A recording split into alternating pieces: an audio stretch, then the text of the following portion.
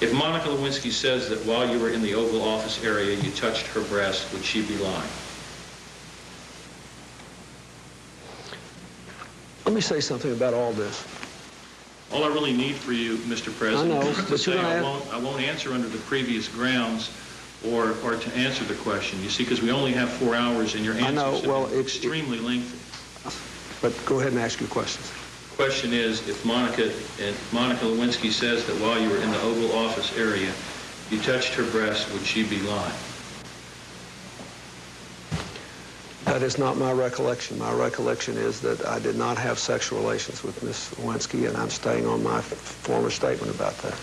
If she my statement is that I did not have sexual relations as defined by that. If she says that you kissed her breast, would she be lying? I'm going to revert to my former statement. Okay. If Monica Lewinsky says that while you were in the Oval Office area you touched her genitalia, would she be lying? That calls for a yes, no, or reverting to your former statement. I will revert to my statement on that. If Monica Lewinsky says that you used a cigar as a sexual aid with her in the Oval Office area, would she be lying?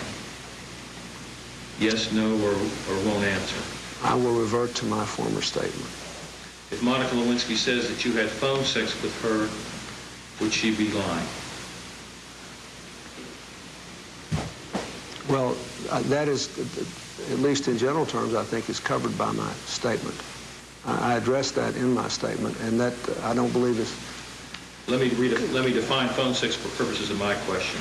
Phone sex occurs when a party to a phone conversation masturbates while the other party is talking in a sexually explicit manner.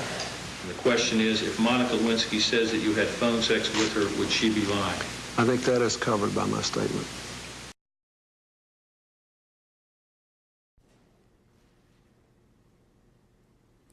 Good evening. This afternoon in this room, from this chair, I testified before the Office of Independent Counsel and the grand jury. I answered their questions truthfully, including questions about my private life, questions no American citizen would ever want to answer.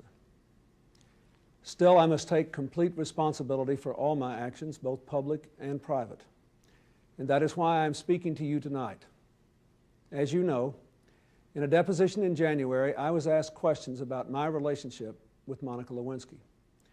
While my answers were legally accurate, I did not volunteer information. Indeed, I did have a relationship with Ms. Lewinsky that was not appropriate. In fact, it was wrong. It constituted a critical lapse in judgment and a personal failure on my part for which I am solely and completely responsible. But I told the grand jury today, and I say to you now, that at no time did I ask anyone to lie, to hide or destroy evidence, or to take any other unlawful action. I know that my public comments and my silence about this matter gave a false impression. I misled people, including even my wife. I deeply regret that. I can only tell you I was motivated by many factors.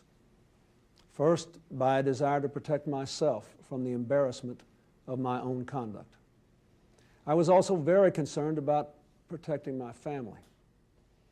The fact that these questions were being asked in a politically inspired lawsuit, which has since been dismissed, was a consideration too. In addition, I had real and serious concerns about an independent counsel investigation that began with private business dealings 20 years ago. Dealings, I might add, about which an independent federal agency found no evidence of any wrongdoing by me or my wife over 2 years ago. The independent counsel investigation moved on to my staff and friends, then into my private life, and now the investigation itself is under investigation. This has gone on too long, cost too much, and hurt too many innocent people. Now this matter is between me, the two people I love most, my wife and our daughter, and our God. I must put it right, and I am prepared to do whatever it takes to do so. Nothing is more important to me personally but it is private. And I intend to reclaim my family life for my family. It's nobody's business but ours. Even presidents have private lives. It is time to stop the pursuit of personal destruction and the prying into private lives and get on with our national life. Our country has been distracted by this matter for too long, and I take my responsibility for my part in all of this. That is all I can do. Now it is time, in fact, it is past time to move on. We have important work to do, real opportunities to seize, real problems to solve, real security matters to face. And so tonight, I ask you to turn away from the spectacle of the past 7 months, to repair the fabric of our national discourse, and to return our attention to all the challenges and all the promise of the next American century. Thank you for watching, and good night.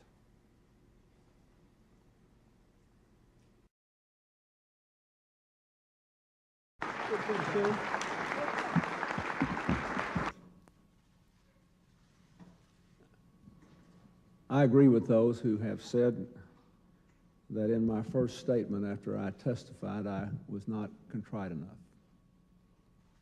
I don't think there is a fancy way to say that I have sinned. It is important to me that everybody who has been hurt know that the sorrow I feel is genuine. First and most important, my family, also my friends, my staff, my cabinet, Monica Lewinsky and her family, and the American people. I have asked all for their forgiveness. But I believe that to be forgiven, more than sorrow is required. At least two more things. First, genuine repentance, a determination to change and to repair breaches of my own making. Vice President said it is an unusual, and Vice President and I look forward so much